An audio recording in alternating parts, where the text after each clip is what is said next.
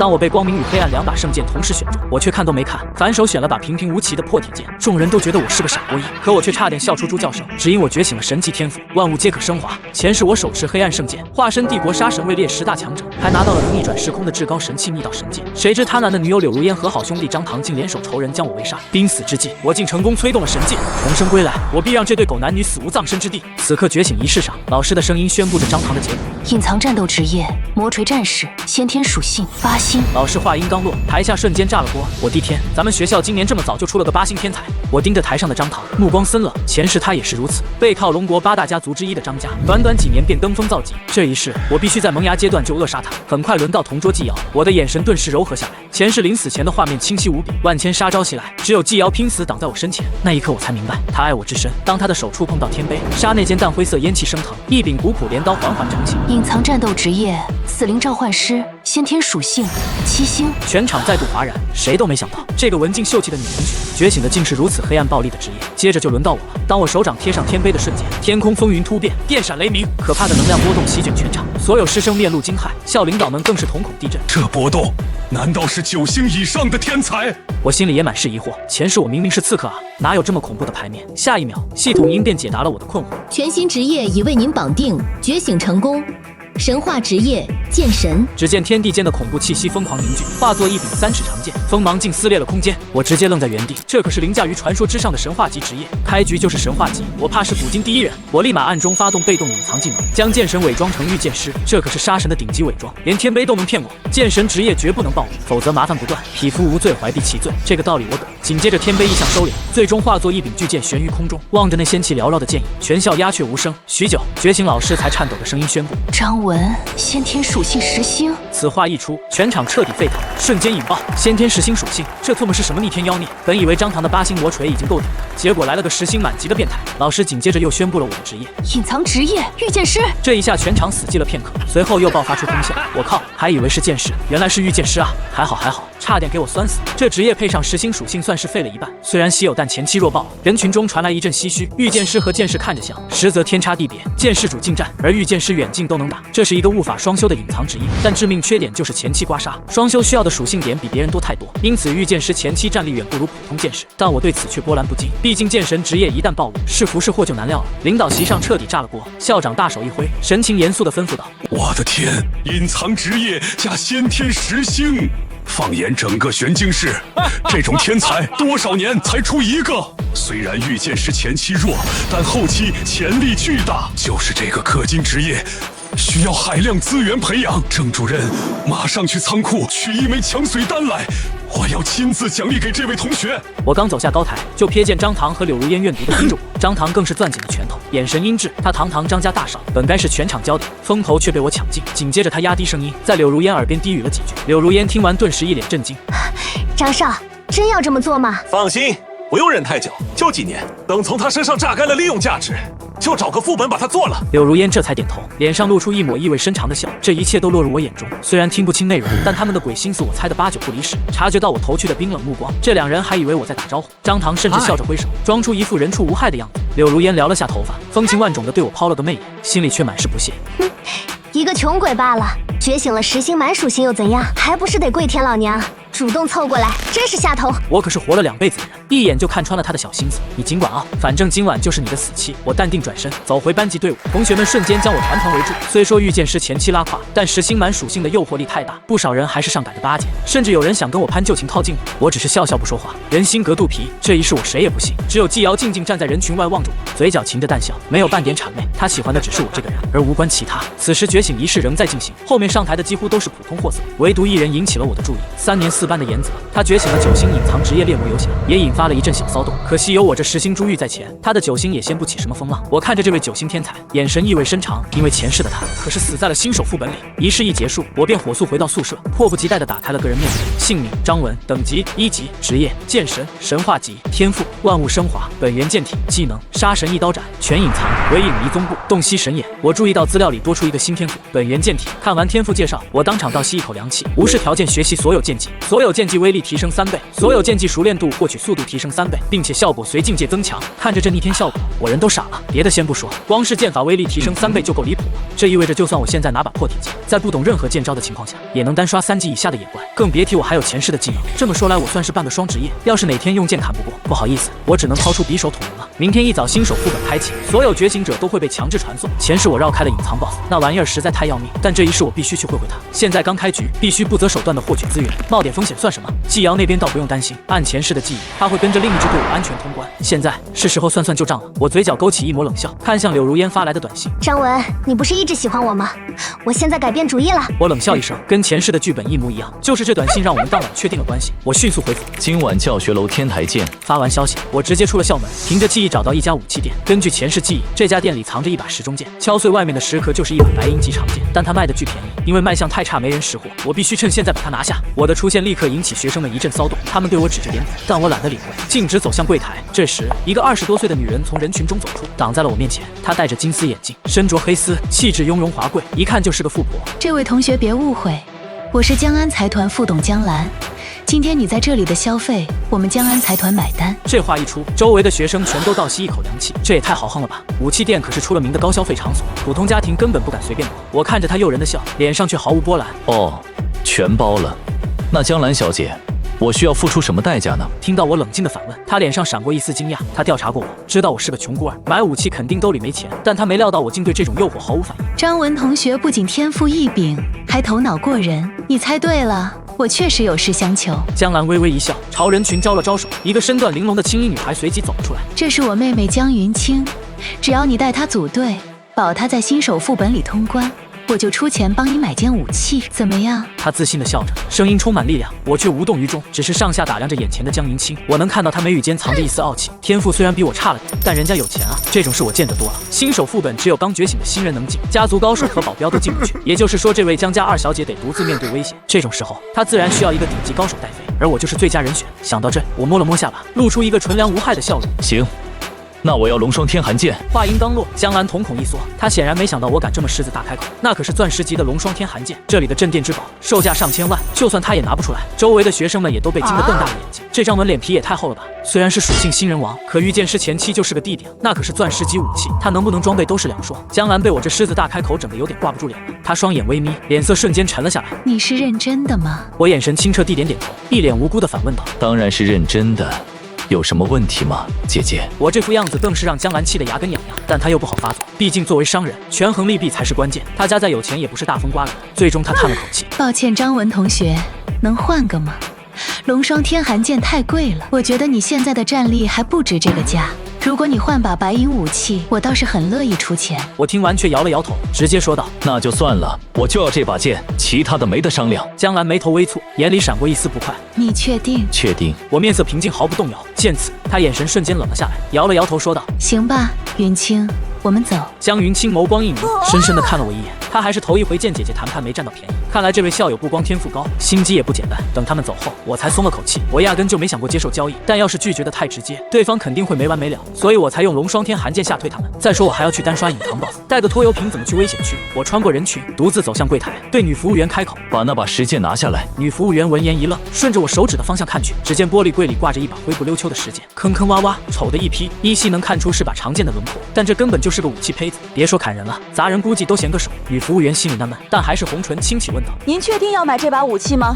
见我点头确认，女服务员一脸无奈，只好在屏幕上操作一番，将柜台降下，把石剑取了出来。我握住石剑掂了掂，眼中金光一闪，洞悉之眼瞬间扫出了他的信息：武器适配白银，某 F 级副本凶兽掉落，内部藏有一把白银品质长剑。前世我亲眼见一个倒霉蛋买了它，在新手副本里不小心磕碎了石壳，才露出了真容，所以我才清楚这件的底细。不错，多少钱？我单手握着石剑问道：同学你好，觉醒日5星以上转职者购物享受5折优惠，这把石剑原价1000降临币，折后价500。我微微点头，这价格正好，毕竟普通白银武器都要上万，这把剑只要砸开，价格至少翻10几倍。我身上存款刚好500，交易完成后，石剑到手，感谢惠顾。女服务员微微躬身，露出了职业假笑。围观的学生都惊呆了，这张文是穷疯了吧？这破石头剑能杀怪吗？买这玩意儿简直是去送死的。但人群里一个眼镜男却若有所思，这种实质武器副本爆率很高，基本都是垃圾，但也可能开出极品10风武器。难道他想赌一把？可眼镜男的话非但没让众人信服，反而引来更多嘲笑。我爸就是锻造师，那概率低的可怜。我敢打包票，这里所有石头加起起来都开不出好东西，花500赌这个，纯大冤种。听着周围的议论声，我却停下脚步，嘴角一勾，轻笑出声。有没有人敢跟我赌一把？要是这件开出好东西，给我3000降临币；开不出来，我给你5000。谁来？一瞬间，我的声音响彻整个店铺。别说学生了，连服务员都觉得我疯了。10分武器的概率1/1000都不到，连他们店长和锻造大师都看不出名堂，我竟敢拿来豪赌，这不就是纯送钱吗？一时间，无数学生争先恐后的想来捡漏。最终，一个猛男动作最快，一步冲到我面前，笑得像捡了钱一样。我来跟你赌。杨鼎1级，职业肉盾战士，技能全力一击。这家伙我熟，学校里出了名的校霸，专欺负穷学生。前世新手副本里我还被他坑过，所以这波坑他我毫无心理负担。来吧。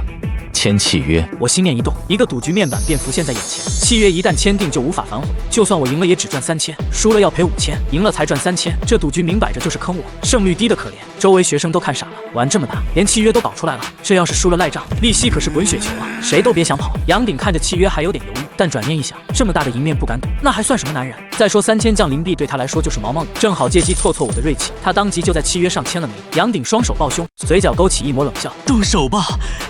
砸了你那破石头，我倒要看看你这穷鬼能不能掏出5000块。可他话还没说完就卡壳了，脸上的得意瞬间变成了极度的震惊。就在这一刹那，我手起剑落，石剑应声而碎，清脆的响声震彻全场，所有人都像被点了穴，瞬间鸦雀无声，嘈杂瞬间归于死寂。石屑簌簌落下，一柄古朴的漆黑钢剑显露出来，3尺剑锋上暗红纹路流转，如同活着的血液。黑铁赤锋剑，白银下柄，特殊瓷坠引红，能吸血回血。我用洞悉之眼一扫信息，心里乐开了花，能吸血回血，这不就是随身带了个奶妈吗？看到这把剑，所有围观群众都跟被雷劈了一样，半晌才有学生颤声开口，真开出10分武器了，看这品相，起码是白银级啊！杨鼎看到这件的瞬间脸都白了，下意识退了半步，满脸不敢置信。不可能！他愣了半天才憋出这几个字，还以为是自己的装逼时刻，结果被我反手打脸。我面色平淡的朝他伸手，仿佛一切尽在掌握。杨鼎，给钱！他咬牙切齿，极不情愿的念叨。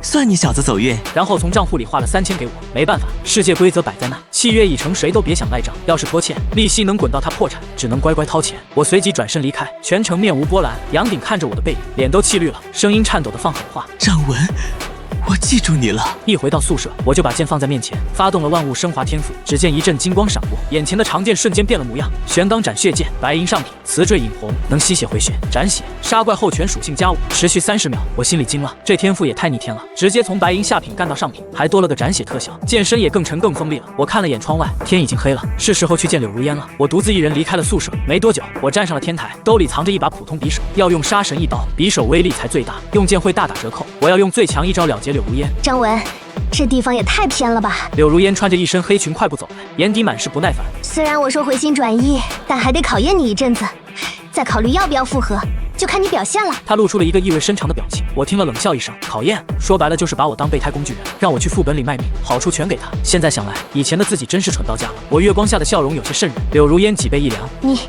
你笑得这么吓人干嘛？他突然觉得我好像跟以前不一样，但具体是哪，他又说不出来。我面无表情地走向他，他越发感觉到我身上刺骨的杀意，感觉事情不对劲，开始害怕了。张文，你别过来！他抬手戒备，一步步往后退，我却懒得理他，一个箭步冲了上去，同时掏出短柄。看到匕首的瞬间，柳如烟瞳孔骤缩，他没想到我会这么狠，他这下全明白了为什么约在这。情急之下，他尖叫起来：“你敢动我，张唐少爷不会放过你的！”我故意装作疑惑，停下脚步。哦，你怎么会提到张唐？看我这样，他以为我被吓住了。毕竟张家可是龙国3大家族之一，就算我是10星天赋也惹不起。哼，不妨告诉你，是张唐少爷让我接近你的，我也不装了。就你这穷酸样，也配让我回心转意，还想杀我？真是笑话！一个张唐的名字就吓得你不敢动了。柳如烟盛气凌人，笑容阴冷。可让他没想到的是，听完这话，我非但没有气得发抖，反而云淡风轻地问道：“很好，那你准备好死了吗？”听到这话，他脸色一僵，本以为搬出张唐我就不敢动手，所以才敢肆无忌惮。但我这淡定的态度让他心里发毛。你敢动我？我还不信了。他话音未落，我已出手，整个人化作一道血光，瞬间将他吞噬。他仿佛坠入血海石山，耳边尽是冤魂的哀嚎。这一刀精准地划破了他的脖颈，他眼中只剩下难以置信，所有的嚣张气焰烟消云散，身体软绵绵地倒了下去。我低头看着他的尸体，心中无比畅快，但一阵虚弱感袭来，这是精神力耗尽的征兆。杀神一刀的消耗太大了，我现在的等级根本用不出完整版。我呼吸沉重，好一会儿才缓过来，慢慢蹲下身，从他兜里摸出手机。第一件事就是删掉所有聊天记录，抹除痕迹后，我一把捏碎手机，转身离开了天台。刚回到到宿舍，就发现门口放着一个箱子，上面还有一封带着校长签名的信。箱子里是2样东西：强水丹、黄金中品，能洗金发水提升体能，价值不菲，一人只能用1次，市场价20万降临币。还有件蛇皮黑衣，白银中品，是制甲大师的手笔，穿上后走路悄无声息。这衣服韧性十足，能防刀劈剑砍，市价5000降临币。我眼神一凝，校长真是大方，不仅送了强水丹，还给了一件防御装，看来是真想护着我。可惜这2样都是蓝星制造，不是副本战利品，我的万物升华天赋对他们无效。我拿起那封信看了起来。张文同学你好，我是校长王庭山，箱子里是学校名义送你的强水丹和一件我私人送你的白银装备，你的奖学金也提升到了1万降临币。未来你成就非凡时，希望不要忘了母校。祝你前程似锦。校长的投资看的不是眼前，而是我未来的回报，跟柳如烟那种鼠目寸光的货色完全不是一个级别。我立刻吞下强水丹，身上泛起淡淡荧光，体质加10，经验加100。叮，恭喜升到2级，获得10点自由属性。我站起身，打开属性面板，把点数全加了敏捷。剑客主打的就是快和飘逸，跟我前世的刺客路子很像。随后我躺上床，闭眼沉沉睡去。杀神一刀耗尽了我的体力，必须通过睡眠才能恢复巅峰。醒来已是第2天清晨，一道蓝光笼罩全身，下一秒我就消失在了蓝星。再睁眼已身处一片危机四伏的森林。我拔出玄钢斩血剑向前探索，忽然前方传来一声惨叫，一个女职业者从树上掉了下来，伤口像是食肉猿猴干的。下一刻，一声怒吼，一头巨大的丑陋猿猴从天而降，双臂合成巨锤朝我砸来。我面色一冷，侧身险险躲过，早就预判了他的攻击。他丢下尸体就是为了引我注意好偷袭。我正好将计就计，我反手一剑劈出，在猿猴头顶砍出巨大豁口，但他竟然没死，嘶吼着再次扑了过来。我心里一惊，虽然没用技能，但我这可是白银上品武器，加上超高的属性，普通怪物怎么可能扛得住？我立刻用洞悉之眼扫了一下，凶兽食肉猿王3级，力量28，体质24，技能拍击。我这才恍然大悟，原来不是普通小怪，是猿猴王，难怪体型这么大，比普通猿猴强太多了。在猿猴攻击落下的瞬间，我身形一闪，消失不见，再次出现时已在他背后。隐神步，现在的我用出来能短暂隐身，速度快到极致，这招能躲开大部分攻击，可惜只能持续1瞬间，而且消耗巨大。我出现在猴王身后，一剑从他后脑刺入，终结了他的性命。一个屏幕浮现在我面前，下一秒，世界频道炸了，一瓶血药落入了所有龙国人手中，全服哗然。什么？今年的首杀是我们龙国的御剑师？难道是最近一中的那个张文？他好像是10星御剑师，但也有可能是别人。毕竟今年有好几个御剑师。我的资料栏里多出了一个称号，第1滴血，永久，全属性加5。我低头看着手里的技能卷轴，虽然只是青铜品质，但我可以升华它。心念一动，技能卷轴瞬间变了样，直接蜕变成了一本白银品质的技能卷轴。拔剑斩，白银下品，合剑巨神，一剑出鞘。我心中一喜，这运气也太顶了，居然连跨2个小段位。我当即选择使用，立刻催动了剑法，伴随一声清脆剑鸣，我化作湛蓝剑芒横扫而出，留下一道深深剑痕。1棵半米粗的大树应声而断，我不禁心头一震，普通白银技能哪有这种威力？莫非是本源剑体的效果？剑法威力提升3倍，这速度和伤害果然爆炸。我继续在密林中穿行，途中冒出的小怪都被我随手解决，很快我就升到了4级，属性已经甩开其他新手一大截。我目光一凝望向远方，隐藏 BOSS 就在红岩洞窟后面，从这赶过去还需要点时间。我随即一路横推，遇到的怪物全被无情碾压，战利品塞满储物空间。伴随着一路屠杀，我很快升到了5级，还爆出了几个新技能卷轴，其中一本青铜下品的基础剑法，使用后随即觉醒剑法技能，被我万物升华后，直接变成了白银中品的奔雷剑诀。我嘴角一扬，直接捏碎卷轴，心念一动，玄钢剑上顿时雷光缠绕，这附魔般的元素效果让剑刃的锋利和威力都暴涨1截。突然，一头灰背野狼猛冲过来，我抬手便是一剑，电光闪烁间就将这怪物瞬间秒杀。我刚准备收剑，密林深处却传来阵阵狼嚎，我心中一凛，猛地握紧了手中的剑。只见下一秒，足足几十头灰背变异狼从四周包围过来，这种凶兽速度极快，利爪如钢，能轻易撕碎人体。我心里也咯噔一下，没想到运气这么背，这简直是小型兽潮了。普通新手队碰上绝对是团灭的下场。我犹豫着要不要用隐神步跑步，狼虽多却拦不住我，但我又舍不得这波经验，舔了舔嘴角，眼中凶光一闪，我直接扫描狼群，发现他们敏捷虽高，但跟我比还差得远，所以我决定开干，靠着玄钢斩血剑的回血，清光这波狼群起码能连升好几级。我低吼一声，主动冲了上去，直接发动拔剑斩，狼群仗着数量优势毫不畏惧，一时间狼嚎声响彻森林。我挥舞雷光之剑，身影快得匪夷所思，这群狼的速度在我面前根本不够砍。奔雷剑诀和拔剑斩同出，威力瞬间暴增数倍，短短几个呼吸，我就斩杀了数头野狼，经验值飞速上涨。我宛如一台无情的杀戮机器，手起剑落，很快就将狼群杀得七零八落。突然，一头凶悍的狼王猛扑而出，他通体银白如月光，体型魁梧远超同类，速度快如鬼魅，眨眼间就冲到了我面前。我一时不慎，手臂竟被划伤，留下2道深可见骨的咬痕。鲜血直流。要是再慢半分，这条手臂恐怕就废了。我立刻扫描狼王信息，银背狼王6级，技能有银爪割喉、利齿撕咬、迅猛突进。狼王一击未中，便虎视眈眈地绕着我寻找机会。我面无表情地盯着他，反而何剑归鞘，向前踏出一步。我竟在负伤时主动出击，因为就在刚刚，拔剑斩已然满级，晋升为白银中品的拔剑一闪。我握紧长剑，精神力疯狂涌入剑身，刹那间剑刃雷光大作，我整个人化作一道蓝色雷影，拖着剑光斩击而去。这一剑快到极致，狼王根本来不及反应，便被当场斩杀。击杀狼王，经验值加500，拔剑一闪熟练度加145，奔雷剑诀熟练度加100，战力平斩铁爪补。狼王心脏，眼见狼王被秒，残余的狼群瞬间胆寒，甚至有几只转身就跑。我立刻化作鬼魅追杀上去，最终将他们屠戮殆尽，等级也飙升到了10级，这升级速度简直逆天。一转任务触发，击杀红岩洞窟的看守者，奖励是晋升一转剑神，普通人完成任务就能进行第一次转职。剑士一转可选择剑盾战士或剑客等职业，而我的剑神已是顶尖，只能一条路走到黑。通过强化属性和技能来晋升。我打开个人面板，把大部分属性点都砸在了敏捷上，顺便加了点精神，毕竟放技能也是需要蓝的。敏捷属性突破100点，奖励职业技能剑舞大师。铂金下品，效果是无视要求装备所有剑类武器，并且锋利度翻倍。我目光微微闪烁，这效果简直逆天，意味着我能直接装备最顶级的神剑了。如今技能也已齐备，是时候去会会那红岩洞窟了。我循着记忆中的路线前进，只要干掉隐藏 BOSS， 副本就能通关。想到这，我果断开启了全隐藏。开启之后，连副本规则都无法监测到我，这意味着我将从排行榜上消失。我不想过早暴露锋芒，可结算时真实排名依然会显现，到时我的战绩必将惊爆众人眼球。现在我得低调，打 BOSS 时绝不能出任何岔子。与此同时，玄晶一中的会议室里，一众高层面色凝重，死死盯着屏幕上的新手副本144号排行榜。第1名 LV8 李晨光，第2名 LV7 严泽，第3名 LV6。榜单上不仅有玄晶市，还有周边城市的天才新人，唯独不见张文的名字，前500名里都找不到。这怎么可能？那学生职业虽是御剑师，但可是蛮属性啊，就算技能再拉胯，光凭蛮力也能杀进榜单吧？怎么会连前500都进不去？校长王庭山双手紧扣，神情无比凝重。他在张文身上可是下了血本，指望他日后回报一中。要是张文折在新手本里，对一中绝对是毁灭性打击。这时，一位女子走进会议室，她背着手，神色清冷。王庭山见状立马起身，其他老师和主任也纷纷恭敬地躬身行礼。安副市长，您怎么来了？那女子微微颔首，正是玄晶市的副市长安冉玲。听说你们学校今年出了几个天才，我特意过来看看。可你说的那个张文，我在排行榜上怎么没瞧见？此话一出，王庭山额头渗出冷汗。安副市长，有个情况我没来得及说。张文的职业是御剑师，前期战力确实会弱一些。王庭山话音未落，便被安冉玲直接打断。就算是御剑师又如何？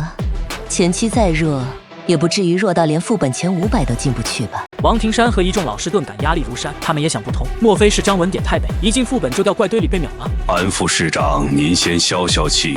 除了他，我校今年还有几个天才苗子。严泽，9星天赋的隐藏职业猎魔游侠，绝对是今年的一大惊喜。他现在稳居排行榜第2，是今年唯一能和隔壁是李晨光掰手腕的人选。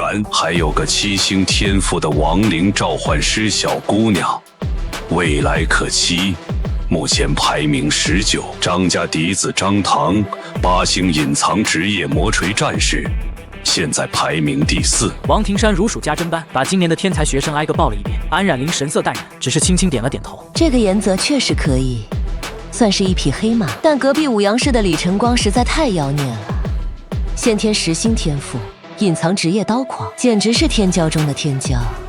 我只盼玄晶能有人跟上他的脚步，至少别说得太难看。要是今年我们玄晶市再垫底，明年天塔会的名额就彻底没了。说到这，安副市长眼中闪过一丝忧虑。此时的我仍在副本中激战，一路狂飙后，终于抵达了红岩洞窟外。几只哥布林忽然从洞窟里冲了出来，浑身散发着令人作呕的恶臭。我抬手几道雷光剑气，就将这几只小怪轻松秒杀。紧接着一声巨响从洞内传来，一个庞大的身影从洞窟深处猛冲而出。他肌肉虬结，皮肤苔藓般深绿，是个蜥蜴哥布林杂交种，体型壮硕但智力低下。哥布林首领看着同伴的尸体，发出一声撕心裂肺的咆哮，随即他猛冲过来，巨棒抡出一道半月形的风声。我神色一凛，冷静地用身法闪避。这哥布林王力量太高，皮糙肉厚，十分抗揍，我必须用高敏捷的优势来消耗他才能取胜。一击落空后，哥布林王并未停歇，依旧疯狂猛冲，手中巨棒狂舞，砸得飞沙走石，连大树都被他轻易摧毁。我心态平稳，丝毫不乱，任凭哥布林王如何狂暴，连我的衣角都碰不到分毫。渐渐的，哥布林王体力不支，他气喘吁吁的怒吼一声，终于放出了技能。下一秒，哥布林王肥硕的身躯一扭，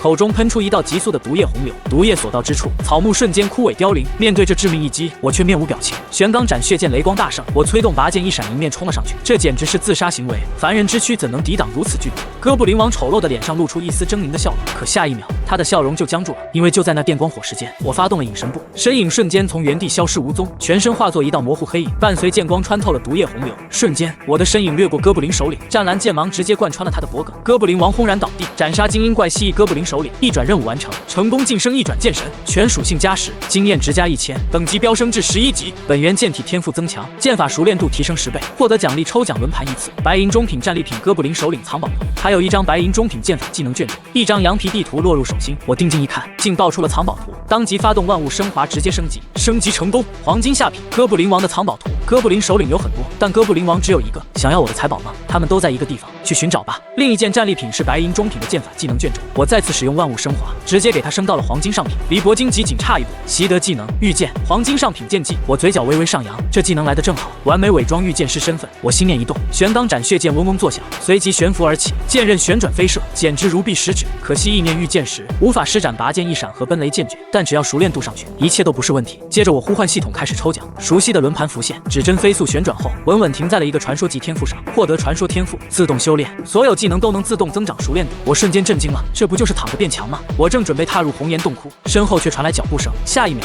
一支冷箭直奔我后脑而来，我头一偏，轻松躲开这一剑，眼底杀意一闪，看这剑使工艺，是人类在偷袭我。只见4个人从草丛中钻出，手持不同武器，一个肉盾战士，一个游侠，还有2个法师。最让我意外的是，杨鼎竟然也在其中，真是冤家路窄。没想到会在这儿逮到你。杨鼎满脸狰狞，他一直在幻想如何在副本里报复，没想到真的梦想成真了。真是运气好啊！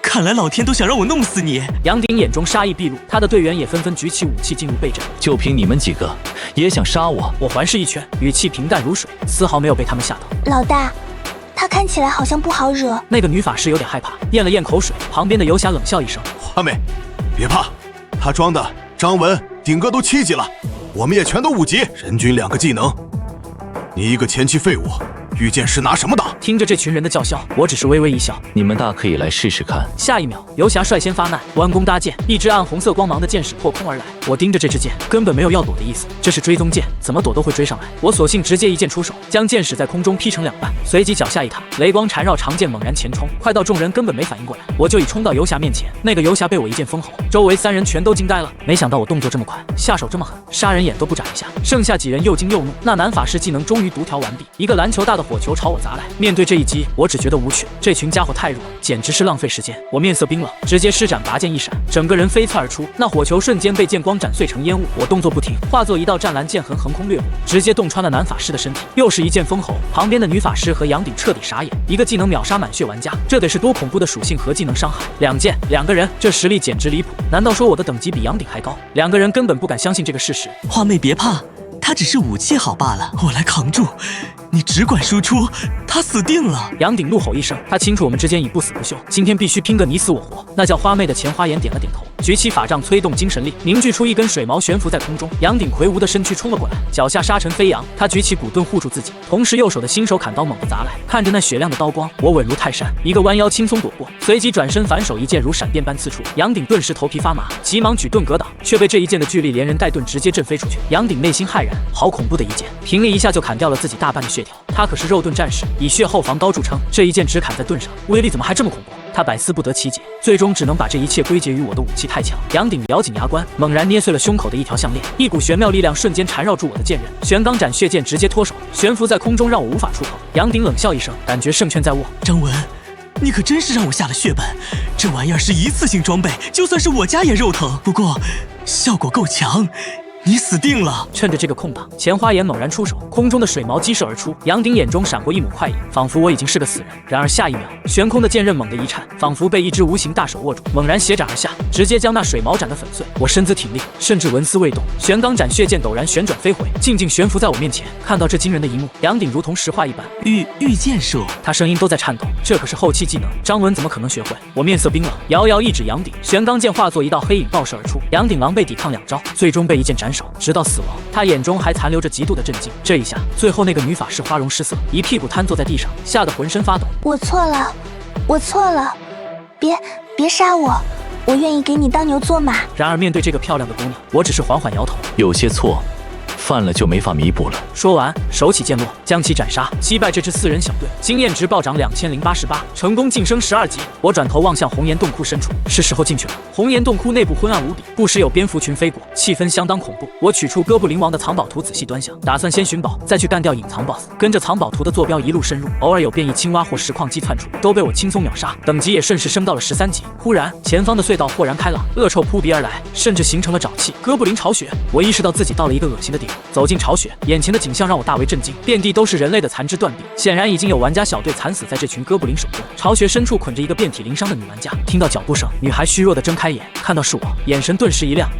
张文，我眉头微皱，有些疑惑，直接用洞悉之眼扫了她的信息，竟然是江安财团的2小姐江云清，没想到会在这儿再见到她。张文同学，救救我！江云清仿佛抓住了救命稻草，眼中含泪。她的队伍经历血战后全灭，只剩她一个活口。听了这话，我却低头思索起来。她是极魂治疗者，是治疗师的变种职业，汲取怪物死后的魂魄，恢复精神力，还能用魂魄之力治愈队友。与隐藏 BOSS 的战斗必定凶险，有个强力辅助，胜算会高很多。我可以救你，但我有一个要求，加入我的队伍，并且一切听我指挥。江云清想都没想，立刻点头答应，脑袋点得跟小鸡啄米似的。江云清成为你的队友，你成为了队长。我挥剑割断绳索，他挣扎了半天才勉强站起来。他全身都是红色的勒痕，脸色苍白，眼眶微红，简直恨不得对我以身相许。刚从哥布林魔爪下获救，任谁都会感动涕零。张文，我们快离开这洞窟吧。江云清小脸煞白，紧张的四处张望。这洞里还有个哥布林首领，我的队员全死在他手里。他刚才听到动静出去了，估计现在快回来了。然而我直接打断了他的话。不用担心，他已经被我宰了。这话让他震惊无比。怎么可能？你一个人连队都没组，而且还是个前期弱势的御剑师。他有点不敢相信，甚至觉得我在吹牛。毕竟他亲眼见过那哥布林首领有多恐怖，杀普通玩家跟切菜一样。我直接把哥布林王的藏宝图展示在他面前，用事实证明了一切。看着这张藏宝图，他眼眸呆滞了片刻，睫毛眨了眨，震惊到无以复加。好吧，我信你了，你也太猛了吧！那哥布林首领可是10级的精英怪啊！忽然，他似乎想到了什么。难道你就是那个完成首杀的龙国御剑师玩家？对此，我点了点头，并未否认。听到我的回答，他顿时倒吸了一口凉气。这个洞窟里还是很危险，除了哥布林，还有很多别的怪物。我们还是快点离开吧。别再废话了，我救你的条件是加入我的小队，听我指挥。现在我要深入洞窟，你必须跟着，再多嘴我就把你绑回去。此话一出，江云清只好乖乖点头，心里却有些气鼓鼓的。真是的，一点都不懂怜香惜玉。我可是江安财团的2小姐，你稍微温柔点不就追到我了？老是出去还不是荣华富贵享之不尽，真是个不解风情的木头。我却早已头也不回，向着洞窟的黑暗深处走去。他看着这阴森恐怖的漆黑环境，只能快步跟上，寸步不离地紧随我身后。我们花了几个小时一路猛进，洞中怪物如潮水般涌出，却都在照面瞬间被我斩杀。江云清简直是躺着赚经验，期间遭遇的小型兽潮也被我轻松解决，自身不过是些许擦伤。全程目睹我实力的江云清震惊得合不拢嘴。此刻他已彻底幸福，若我是敌人，他早已尸骨无存。我缓步走到他面前，看他发呆，愣着干嘛？治疗。江云清连忙催动技能，掌心浮现一团紫光，并灌入我体内，手臂上的伤口瞬间愈合。玄钢斩血剑虽有自愈能力，但效果微弱，远不及治疗者，这便是我带上它的原因。你多少级了？托你的福，我已经10级了。一转任务需要击杀一只精英怪。他有些紧张地汇报着。很好，等会儿我带你做任务，转职成魂御师。他点点头，心中却无比惊讶，我竟对他的职业路线了如指掌，这得有多广的知识储备。随后我带他轻松击杀一只精英怪，他也顺利转职为魂御师，并领悟了新技能格挡增益，可指定1名队友，消耗精神力为其持续提升格挡几率。没过多久，我们便抵达哥布林王的藏宝点，地图瞬间化作流光融入地面，我立刻御剑劈向地面，很快便刨出一个大坑，坑底赫然躺着一个暗紫色宝箱，暗紫藏宝箱，等级黄金下品。我并未立刻开启，而是催动万物升华升级宝箱，只见紫光流转，箱体镶嵌上数颗蓝色宝石。暗月宝箱，等级铂金下品，开启成功，获得铂金级套装，引剑发誓、足履、护臂、长裤、披风、引流长剑以及铂金级技能卷轴。看着一连串系统提示，我眼神一亮，竟然爆出了一整套铂金套装，那把剑更是铂金中品，运气爆棚了。我毫不犹豫全部换上，一柄长剑浮现眼前，剑身布满暗紫纹路，剑刃如影子般虚幻，引流长剑，铂金中品，扩影，此剑可融入影子携带，随时都能具现化。精神流失，此剑能割伤目标的影子，使其精神力不断流失。暗斩，持剑时所有斩击将附加50%的暗影伤害。握住此剑，我感觉全身属性暴涨，引剑套装自动幻化，一身灰色长袍加身，古朴符文如月光洒落，短发上多了一块不起眼的灰色玉石悬于耳畔，双手也套上了一对灰色护臂。引剑套装生效中，暗剑涌动，所有剑技额外附加50%可穿透物防的暗属性伤害。影袭，施展剑技时有60%概率召唤影子追加1次普攻伤害。看着这逆天的说明，我心中狂喜，这效果太猛了。心念一动，引流长剑便融入脚下阴影，随时可以从从中抽出。看着我这一身神装，江云清眼睛都直了。这套铂金装备外界起码价值100万，即便对他也是一笔巨款。这个卷轴你拿去用。我随手抛出了那本铂金上品的魂玉式技能卷轴。要知道铂金技能普通人要4、5转才能学，其价值可想而知。我却直接送给他，这让江云清惊呆了。你就这么给我了？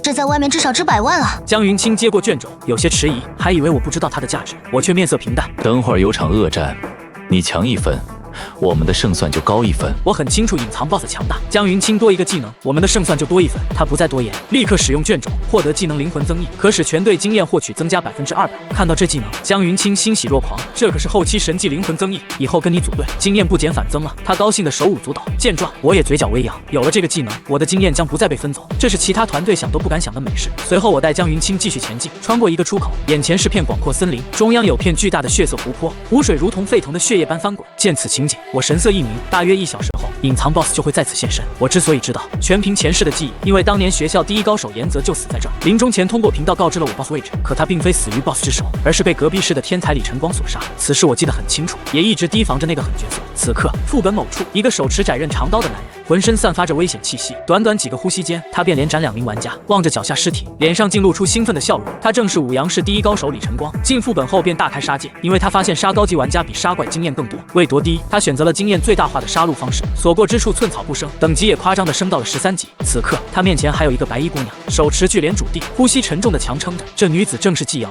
她和同学组队，已经升到了7级。正当他们准备离开时，却遭遇李晨光偷袭。他眼睁睁看着同伴惨死刀下，李晨光面无表情，握着长刀缓步逼近。你是1中的纪瑶吧？纪瑶闻言，脸色冰寒。你怎么知道我的名字？副本开启前，我就拿到了你们1中所有天才的名单，你们的职业天赋我了如指掌。这副本就是我的猎场，你们这些所谓的天才太弱了，让我失望。不如都化作我的经验值。李晨光横刀于胸，催动刀狂技能，恐怖的血色刀痕凭空浮现，朝纪瑶斩来。危急关头，纪瑶却异常冷静，用最后的力量召唤死兵挡下致命一击，自己则瞬间消失。这是亡灵召唤师的技能，人尸兑换，将自身与最远的尸体交换位置。李晨光一刀斩空，转身望去，只见纪瑶的身影消失在密林深处，他嘴角勾起一抹嗜血的微笑。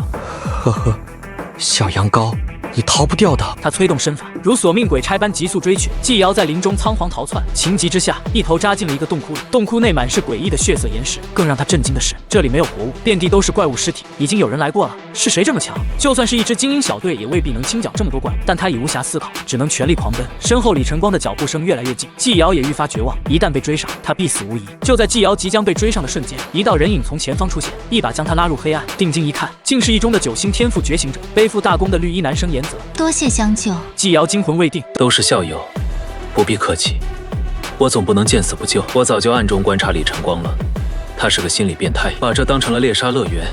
不除掉他，我们1中死伤会更惨。纪瑶沉思片刻，认为严泽的决定没错，他是远程职业猎魔游侠，和刀狂近战必输无疑，所以偷袭是唯一的机会。你多少级了？10级，正在做一转任务，需要杀一头金鹰凶兽。听到这个等级，纪瑶心中大惊，这速度太快了，或许真能杀了李晨光。我会全力配合你，为我死去的同学报仇。纪瑶眼中闪过一丝坚定，跟我来，这里不适合战斗。严泽说完，待纪瑶迅速离开，同时给我发了一条消息：张文同学，我是4班严泽，隔壁市的刀狂李晨光正在猎杀我们学校的人，他就在血森湖泊，你务必避开。发完消息，严泽立刻带纪瑶奔逃，可没跑多远，就在血色湖泊边被一道飞来刀芒拦住了去路。回头一看，李晨光已面无表情地走来。真以为我追不上你们，中了我的刀气，我能循迹追踪到你？他脸色阴沉，紧盯纪瑶。看来我们逃不掉了。严泽眉头紧锁，面色冰冷，缓缓弯弓搭箭。看到严泽手中的弓箭，李晨光眼中闪过一丝惊奇。猎魔游侠严泽，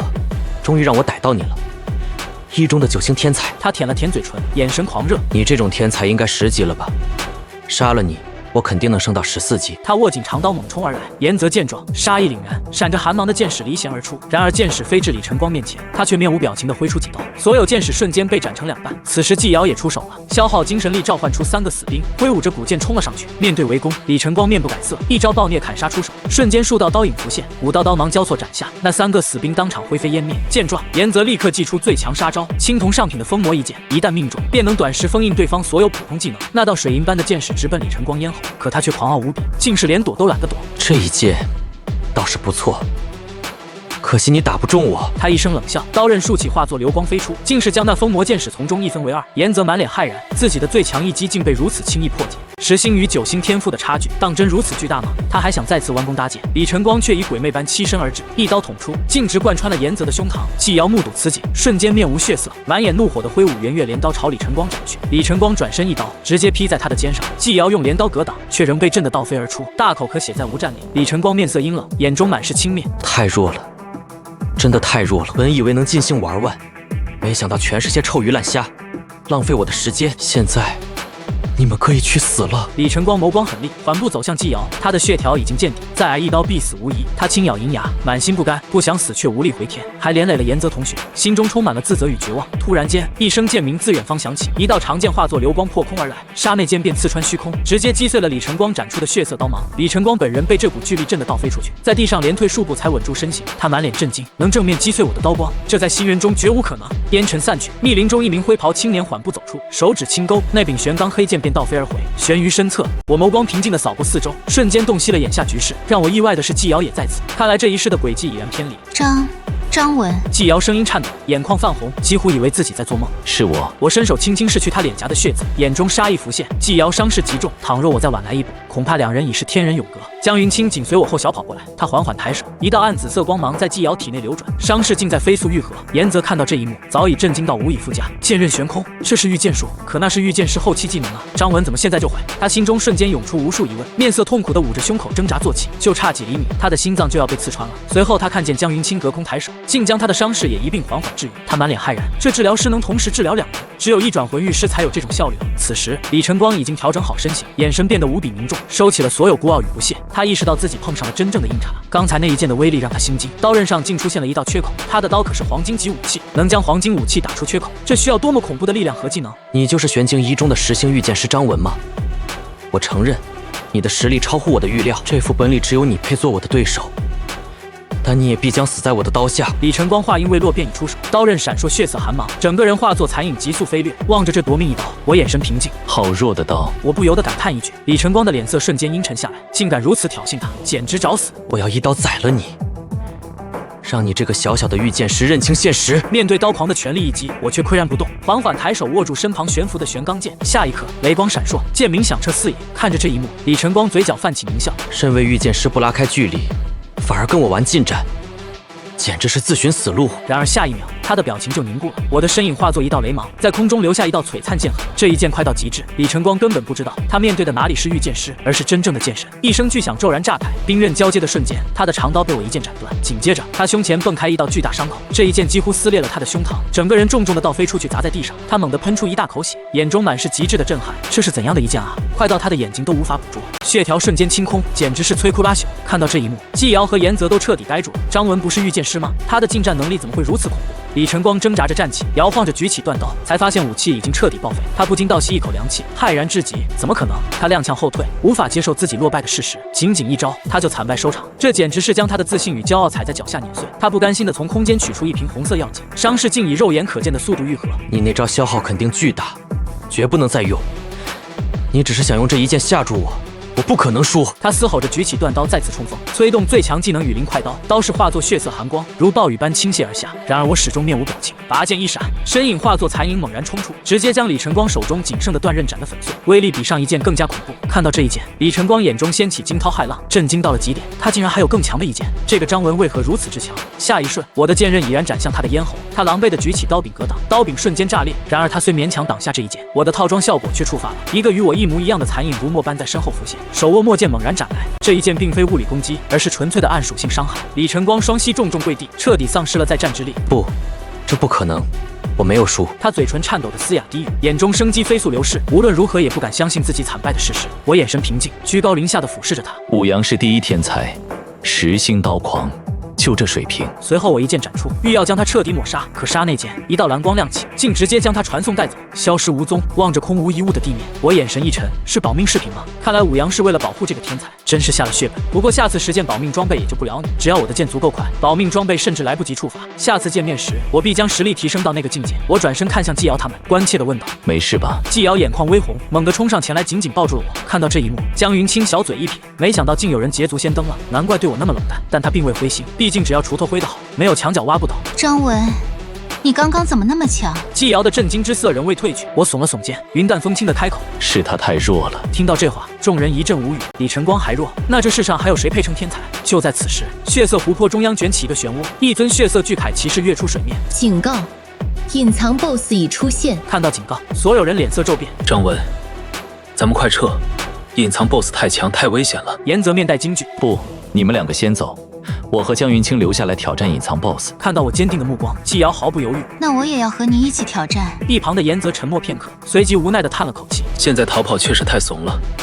既然你们都这么有胆魄，那我也只能奉陪到底了。”季瑶、严泽申请加入队伍，同意。我并未推辞，虽然让他们加入队伍不在计划之内，但多2个人，胜算确实会高一些。只见那血甲骑士踏水而来，双眸凶光闪烁，手中紧握一柄巨大的扩剑。我立刻扫描 BOSS 资料，那恐怖的属性让我心头一惊，这强度远超我的预料，已经超越了 F 级新手副本，甚至能比肩1级副本的 BOSS。普通新人遇上他基本是死路一条，但眼下已成定局，没有回头路了。我并起剑指，心念微动，背后的玄钢剑应声悬浮，陡然指向血甲王旗击射而去。血甲王旗一声怒吼，猛地一剑砸下，玄钢剑直接被砸得倒飞而出，倒插在地面上。可下一瞬，剑刃又颤抖着悬浮而起，在我的意念操控下，玄钢剑如打不死的小强，继续飞过去与血甲王旗纠缠周旋。与此同时，我抬手虚握，一把漆黑如墨的长剑从影子里拔出，稳稳落入掌心。严泽迅速后撤，弯弓搭箭，鹰眼般锁定血甲王旗，剑矢破空而去。可打在 BOSS 身上却收效甚微，甚至无法破防，便当场崩碎。季瑶一步来到我身侧，吟诵咒语，2名亡灵兵立刻从黑暗法阵中凝聚而出，举着古剑悍不畏死地冲向 BOSS。然而他们实在太脆弱，在那沉重的巨剑之下，连一招都扛不住，就化为了齑粉。江云清面色凝重，神情紧张，他迅速退到后方一棵树下，抬手为我们3人提供格挡增益。我看着这一幕，心中波澜不惊。这3个队友虽无法决定战局，但他们都在尽力输出，多少能拖延 BOSS 行动，而我才是真正的主力输出。我紧握着手中的引流长剑，眼中寒芒一闪，脚下踏出诡异步伐，主动朝着血甲王旗逼近。这战斗身法完全不像剑客，反而更像个阴狠的刺客，出招刁钻，身形飘忽，这都是我前世在无数次生死历练中磨练出的战斗本能，不是任何技能，而是战斗经验。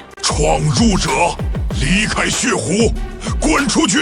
血甲王旗挥舞着巨剑咆哮，我却置若罔闻，直接催动奔雷剑诀，湛蓝雷光在剑身流淌，斜身一剑直刺而去。那巨大的扩剑迎面斩来，竟被我这小小的引剑死死抵住，寸步难进。与此同时，我催动御剑术，玄钢剑盘旋着朝他横斩而去。血甲王旗暴怒不已，只得收剑格挡玄钢剑的骚扰。他动作竟异常灵活，挥动巨剑就将玄钢剑砸飞。我立刻乘胜追击，不给他任何喘息之机，手中引剑疯狂斩击，玄钢剑则在空中辅助，攻势宛如狂风暴雨，斩击速度快到极致。引流长剑附带的暗属性伤害无法被格挡，虚幻的剑刃掠过他的防御，直接斩在了他的影子上。一时间，血甲王旗竟难以招架，被打得节节败退。有机会！季瑶眼中金光一闪，立刻又召唤一头亡灵兵，冲到 BOSS 身后偷袭。严泽眼中杀意凛然，弯弓搭箭，催动技能封魔剑使，一根巨大的水银色光剑爆射而出，精准刺入 BOSS 的眼眶。BOSS 的技能瞬间被封印。季瑶的亡灵兵趁机在他身后疯狂斩击，古剑直刺，疼得 BOSS 身躯一震。他勃然大怒，转身一剑就将亡灵兵斩得粉碎。但这一击也或多或少消耗了他的力量。血甲王旗发出一声痛苦嘶吼，踉跄着倒退数步。很好。照这样下去，我们赢定了。严泽眼中金光闪烁，手中剑矢如雨点般不断飞射，但我却不像他们那么乐观，心中阴霾不散。这家伙的血条太厚了，我简直是在刮痧，至今血量才掉了10%左右。严泽的封魔剑矢效果虽好，却不能连续使用，一旦效果消失 ，BOSS 必将被彻底激怒。果不其然，下一秒封印效果消失，血甲王旗气得浑身颤抖，巨剑迸发出璀璨的血色光芒。闯入者都得死！他挥动大剑催动技能，一道恐怖的冲击波从剑刃上狂涌而出，恐怖的力量将我瞬间轰飞，连地面都掀起一大片草皮，被冲击力震碎。我眉头紧锁，强行调整身形站稳，再次催动奔雷剑诀，提剑冲上前去，近身狂斩。我的剑法灵活至极，套装效果也不失术法，一道道墨色影子冷不丁的斩出。只要我的挥剑速度够快，迎斩效果的触发概率就能无限提升。我必须以攻代守才有胜算。我的剑速越来越快，攻势越来越猛，简直如同疾风迅雷。渐渐的，我竟领悟了一个新的剑技——白银中体暴雨连绵剑。剑势如倾盆暴雨般连绵不绝，能在短时间内发动超多段攻击，以快制胜。霎时间，我的攻势愈发迅猛，装备的迎斩效果疯狂触发 ，BOSS 的血量开始飞速下降。短短几分钟后，他的血量就已不足60%。可下一瞬，血甲王旗一声怒吼，巨大的冲击波扩散开来，将我逼退。他双眼红光大盛，面容狰狞，充满杀意。他的速度和力量都大幅提升。我被猛地轰飞出去，咳出了一大口鲜血，进入2阶段了。然而我嘴角反而勾起一抹疯狂的笑意。进入2阶段反而是好事，说明他真的被激怒了。只见那血甲王旗挥舞巨剑，狂暴的冲来，催动了一个极为凶猛的技能后风斩马，宽厚的血色巨剑高举过顶，剑刃上红光爆闪，威力不言而喻。我心念一动，立刻调动玄钢剑飞旋格挡。然而玄钢剑接触的瞬间就被弹飞，一道血色剑芒反而朝着我斩来，我却不退反进，主动朝着这一剑迎了上去，打算用拔剑一闪与他硬碰硬。他施展后风斩马之时，盔甲连接处会露出破绽，我必须抓住这个剑形，给他造成致命伤害。身形化作一道流光，剑痕横贯长空，我全力催动拔剑一闪，精准地斩在 BOSS 手臂的盔甲缝隙中。BOSS 的血量瞬间被消去大半，而我却毫发无伤，因为我在那瞬间催动隐神步穿过了他的剑刃。血甲王旗声音颤抖，怒不可遏，他手中的大剑开始变形，最终化作一柄巨锤，对我展开了最后的冲锋。身后血湖中无数湖水凝聚成剑刃，跟随着他手中的巨锤舞动，这正是 BOSS 的最强大招——笑水巨刃。数十把血水飞刃激射而来，我眼神一明，立刻催动攻速最快的暴雨连绵剑，手中引流长剑斩出无数道黑色剑光，玄钢剑也悬浮在旁抵挡，但血水飞刃数量太多，我逐渐感到有些吃力。该死！我咬牙低吼，准备再次催动隐神步强行闪避，但如此一来，精神力消耗极为恐怖。一场战斗我最多只能用2次隐神步，现在用掉精神力就会见底，后续将再无一战之力。好在就在这时，10几根飞剑呼啸而来，岩泽的剑矢威力十足且异常精准，击碎了众多血水飞刃，瞬间为我减轻了压力。我顿时松了口气，正好将这宝贵的精神力留给 BOSS 的最后一击。我一边挥舞着暴雨连绵剑，一边加速向前猛冲，掌中剑刃雷光爆闪，空中的玄钢剑也落入我手。我眼中杀意流转，不再有任何保留。左手玄钢剑催动奔雷剑诀，右手引流长剑施展拔剑一闪，2大白银中品剑诀同时爆发，震耳欲聋的剑鸣声响彻云霄。我化作一道璀璨雷光瞬息而至，双剑直取血甲王旗的头颅。他轰然双膝跪地，眼眸光泽尽失，浓黄色的血液狂喷而出，与身后的血湖融为一体。杀那剑！一道声音响彻副本内所有玩家的脑海。通告：隐藏 BOSS 已被击杀，一名御剑师玩家完成了斩杀。副本结算开始，恭喜各位玩家准备凯旋而归。霎时间，讨论声如同惊雷般炸开。不是吧？这不可能！隐藏 BOSS 是什么鬼啊？我们连普通 BOSS 在哪儿都不知道，他竟然把隐藏 BOSS 都给杀了。手杀好像也是个御剑师，该不会是同一个人吧？靠！这小子是开挂了吧？我们连等级都没怎么练，副本开启才10几个小时啊，这速度简直离谱！那家伙究竟是何方神圣啊？一时间，所有人的心中都掀起了惊涛骇浪。副本的某个角落，一名手持紫色水晶战锤、身披华贵金甲的男子，脸色阴沉的能滴出水来。他正是张唐，他和几名最强新人组成了一支精锐小队，队员都是家族派给他的保镖，他自己更是一身黄金级装备。一进入副本，他就在全图搜寻 BOSS， 准备完成击杀，借此一举成为第一人。因此他基本没怎么刷关，始终在寻找 BOSS 的踪迹。谁知他连 BOSS 的影子都没找到，就有人拿下了隐藏 BOSS。可以说他的节奏被完全打乱，计划彻底落空，气得他怒火中烧。该死！这怎么可能？到底是谁？他的声音都因愤怒而颤抖。另外还有一件事让他既烦躁又疑惑，从昨晚起就联系不上柳如烟了，究竟发生了什么？而此时我的脑海中不断响起结算提示音：斩杀隐藏 BOSS 血甲王旗，全队成员各自获得经验值6292点。我直接连升2级达到16级，江云清升到13级，岩泽也到了12级，距离13级仅一步之遥。季瑶更是从7级飙升到10级，连升3级。若不是被一转任务卡着，说不定还能再升1级。季瑶和岩泽都有些发懵。我们成功了，但这经验值也太多了吧？4人小队击杀 BOSS 不可能有这么多经验。就在这时，江云清款步走来，他微微一笑：我的技能灵魂增益，可以让队伍中所有人获得的经验值翻倍。我则面色平静，缓步走到 BOSS 尸体边，这里爆出了一大堆物品：铂金下品剑技、天降石剑技能卷轴、铂金下品辅星项链、黄金上品技能卷轴、血湖师府兵召唤术、铂金下品王羽古弓，万族币4万，奖励基本都是铂金级。我没有过多犹豫，立刻将4万万族币平分，每人1万，毕竟大家都有出力。紧接着我对所有战利品使用了万物升华，他们几乎都升级到了铂金中品。血甲亡灵骑士召唤术更是升级到了铂金上品。我查看了一下物品属性，辅星项链的效果十分强大，可以提升魂力储存上限和汲取效率。我毫不犹豫地将项链分给了江云清，作为治疗师，他需要持续消耗魂力，这个项链最适合他。随后我将血甲亡灵骑士召唤术给了季瑶，这技能只有他的职业能用，一旦学会便可召唤出血甲王旗。至于那把王羽古弓，我交给了岩泽，他眼神颤动，眸光闪烁，收起长弓后郑重地向我道谢。多谢张文，从今天起你就是我的战友。他心里清楚，这一战几乎是我一人的功劳，他只是在后面辅助攻击，我却愿意分给他这样的武器，可以说是仁至义尽了。我淡然点头，没有多言，目光落在了自己的战利品上。铂金中品天落剑幕，召唤一柄从天而降的巨大石剑，造成巨额伤害。我捏碎卷轴学会技能，随即抬手一握，天穹上便有一柄巨大的漆黑石剑轰然坠下，如同巨型墓碑般深深插入地面。剑身上铭刻着无数皱纹，光凭重量就能将怪物压成肉泥。要是隐藏BOSS还活着，这招绝对能开场就轻松破甲。我心情大好，这可是我第一个铂金级的主动伤害技能。此时我们众人的身躯开始虚化漂浮，副本已经结算，即将传送离开。张文，下次副本记得叫我。岩泽背上长弓，目光坚定。喂，张文，谢谢你救了我的命，我们很快就会再见。江云清挥了挥手，笑容爽朗，身影渐渐消散。季瑶上前一步，撩起一缕发丝，对我嫣然一笑。下一刻，他的身影也消失不见，而我也进入了一片奇异空间。海量的数据列表在眼前展开，在疯狂的结算下，我的得分节节攀升，无伤穿越红岩洞窟，达成超极速通关评价，完成副本首杀伟业，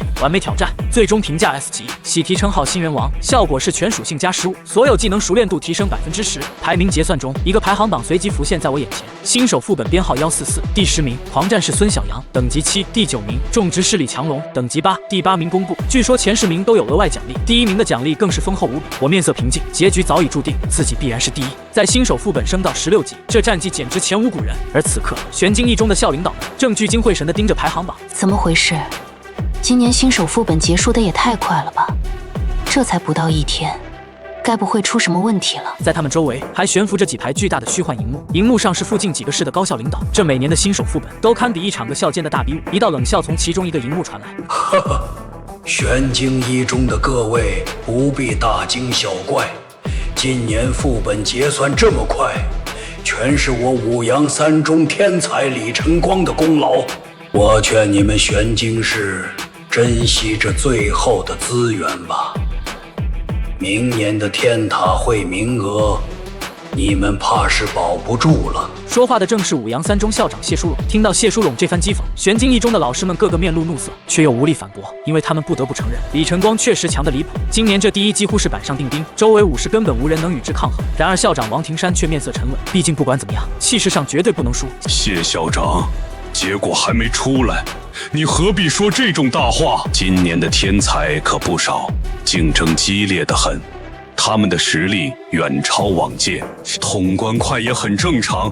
你这么急着把功劳全揽过去，未免太掉价了吧？王庭山双眼微眯，话语间尽是锋芒。哈哈，王校长，你尽管说，反正第一肯定是我们五阳三中的了，不止李晨光，我校可还有2个9星天赋和好几个8星天才。他话里满是自信与骄傲。2位校长别争了，天赋高的好苗子多，是我人族的大幸，不必为此争吵，还是一起看排行榜吧。一名老教授缓缓开口。王庭山点了点头，望向排行，表面上他寸步不让，针锋相对，但心里其实也捏了一把汗。今年必须有学生冲进前3，玄境市才有未来，一定要有前3啊！他心中已经开始默默祈祷，而我的名字迟迟没有出现。他猜测我要么已经死在副本里，要么就是躲起来了。无论哪种情况，都意味着这个学生废了，因此他对我已经不抱任何希望。随着榜单上的名次缓缓浮现，所有人都屏息凝神，死死盯着荧幕。第7名，亡灵召唤师季瑶，等级10。看到这个名字，玄境一中的老师们都是精神一振。这可是意外之喜啊！这个女生只是个7星天赋的亡灵召唤师，在今年根本不算拔尖，但她却冲到了第7名，真是给咱们一中长脸。她得是多么努力刷怪，才能升到10级啊！众人开始脑补季瑶的奋斗史，却不知是我带她斩杀隐藏 BOSS， 才让她连升3级。五阳三中校长谢淑拢见状却冷笑：“一个第7名就高兴成这样，玄境一中真是彻底没落了。”他这嘲讽拉满了仇恨，几名校长眼神冰冷地盯着他，想反驳却又无话可说。今年五阳市出了个李晨光，谢淑拢便仗着他无休止的嚣张跋扈，早就引得其他几位校长心生不满了。奈何成年人的世界终究要靠实力说话，手下没学生能压过李晨光，他们也只能任由他嚣张。第6名，控杀者为杀，等级11。第5名，猎魔游侠岩泽，等级12。玄境一中的老师们顿时面露喜色。好，岩泽是第5名，太棒了！我们一中居然有2个人进了前10。然而王庭山看到这一幕，脸色却瞬间垮了，因为这意味着明年的天塔会资格没了。岩泽可是他唯一的希望啊！这学生可是9星天赋，还是隐藏职业猎魔游侠，天赋职业都是顶尖，结果却连前3都没进，一切都完了。谢淑拢精准地抓住时机，开始嘲讽：“呵呵，王校长，看来情况不妙啊！现在可以盖棺定论了吧？明年的天塔会资格和拨款都将归我们五阳市了，我们等于有了双倍资源，真是多谢你让五阳市越来越强啊！王庭山气得脸色铁青，却又无法发作。手下学生实力不行，他这个校长腰杆子都硬不起来了。榜单再次闪烁，第4名，魔锤猛战士张唐，12级。王庭山看到这个名字，心瞬间沉入谷底，这无疑是压垮他的最后一击。张唐可是张氏家族的嫡子，以张家的财力，他进副本时起码就有一整套黄金级装备，那可是新人在等级限制下能穿的最强装备。可即便如此，张唐也才第4，这根稻草彻底压垮了王庭山的希望。玄境一中天赋最强的几个学生名字都已出现，王庭山心如刀绞，彻底陷入了绝望。紧接着排行榜列表闪烁，第3名魂御师江云清，等级13，哈哈，第3名是我五阳3中的天才江云清，这姑娘可是江安财团的2小姐，天赋卓绝，看来今年前3要被我五阳市包揽啊！谢淑荣喜上眉梢，简直乐开了花。随后第2名公布，所有人看到这个名字的瞬间都眼神一颤。第2名李晨光，14级。会议室内所有人都是一愣，尤其是谢淑荣，脸上的表情震惊到无以复加。怎么会是第2名？他可是对李晨光寄予厚望，带了黄金武器进去，怎么可能才第2名？其余高校的老师和校长们也炸开了锅，难道今年还有隐藏大佬？不会有人的天赋比李晨光还高吧？几名校长简直不敢相信。这时，甚至有人开始反过来嘲讽谢淑荣了。谢校长，看来今年你五阳3中包揽不了前3了。这话如针一般刺痛了谢淑荣的心，他脸色铁青，不信邪地望向列表，他倒要看看究竟是谁能压过他最骄傲的学生。下一秒，榜首的名字出现了，第1名御剑师张文，16级。当看到这个名字的瞬间，震惊如雷霆般在所有人脑中炸响，全场鸦雀无声，只有玩家们的讨论声此起彼伏。怎么可能？御剑师那可是前期最弱的职业啊，就比生活职业强那么一点点，他凭什么拿第1？这是开挂了吧？必须重赛！你们难道不知道吗？他可是和刀狂李晨光一样的10星天赋御剑师啊！别开玩笑了好吗？10星天赋的御剑师能和10星天赋的刀狂比？刀狂不是随便吊打御剑师。然而事实是刀狂第2，御剑师第1，这话说出去恐怕都没人信。可副本世界的至高规则不会骗人。会议室中所有的校长、老师和教授都愣了许久，每个人的脸上都写满了震惊，尤其是谢淑荣，简直像变了个人，眼中尽是难以置信。刚才的嚣张气焰荡然无存。王庭山死死盯着眼前的排行榜屏幕，他眼中的震惊甚至比谢淑荣还要强烈。张文这个学生的情况他最清楚，虽然是10星天赋，但职业太弱，所以没什么大势力愿意投资。只有他这个校长给了件白银装备，这种情况下，张文竟然能拿下第1，这得是何等的机遇和实力啊！良久之后，他才从震惊中回过神，拳头都握出了血，心中激动到了极点。好，他猛地拍手大笑起来，看这排行榜的心情简直像坐过山车。本以为玄境一中已经完了，没想到张文最后竟给了他一个天大的惊喜，不仅进了前3，而且还是第1名。